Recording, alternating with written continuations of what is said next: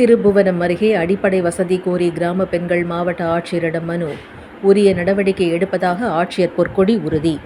சிவகங்கை மாவட்டம் திருப்புவனம் அருகே வல்லாரேந்தல், பழையனூர் கிராமங்களில் குடிநீர், தெருவிளக்கு, பேருந்து வசதி, 100 நாள் வேலைவாய்ப்பு பணி உள்ளிட்ட அடிப்படை வசதிகள் வழங்கப்படவில்லை என்று கூறியும், மாதம் 1 மணி நேரம் மட்டுமே ரேஷன் கடையில் உணவுப் பொருட்கள் விற்பனை செய்யப்படுவதாகவும், மேலும் குடிநீருக்காக சுமார் 3 கிலோமீட்டர் சென்று தண்ணீர் எடுத்து வரும் அவல நிலை கடந்த 2 ஆண்டுகளாக நீடித்து வருவதாகவும் கூறி மாவட்ட ஆட்சியரிடம் பெண்கள் மனு அளித்தனர். புது வேலை வரலன்ட்டு அவங்க ஊர்ல 4 வாரமா பார்த்தாங்க. நாங்க பொறுமையா இருந்தோம். அதே மாதிரி பழைய மோட்டரை கொண்டாந்து ஒரு மாதத்துக்கு ஒருக்கா ரிப்பேரா போகுது. பழைய மோட்டரை கொண்டாந்து வீட்டில் போட்டு போயிடுறாங்க. மோட்டரில் அது தண்ணி வரல, ஒன்றும் வரல. நாங்கள் 3வது கிராமத்தில் போய் தண்ணி தூக்கி குடிச்சுக்கிட்டு இருக்கோம். அது மாதிரி சாலை பசு தோதும் இல்லை. இது லைட்டு எரிஞ்சா ஒரு 2 வருஷம் ஆச்சு. இது எரியவே இல்லை.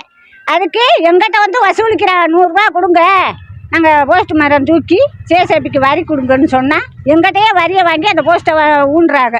இப்படி இருக்கு எங்கள் ஊரில் நடந்துக்கிட்டு இருக்கு. எங்கடையில் கோழி விங்குது, அந்த அரிசியை அதை போடுறாங்க. ஒரே நாட்டையும் திறந்து போடுறாங்க. மற்ற நாள் போனோம்னா இல்லை, நீங்கள் பக்கத்தில் போய் வாங்கிக்கோங்கன்னு பக்கத்தில் சைடில் போய் வாங்க சொல்கிறாங்க.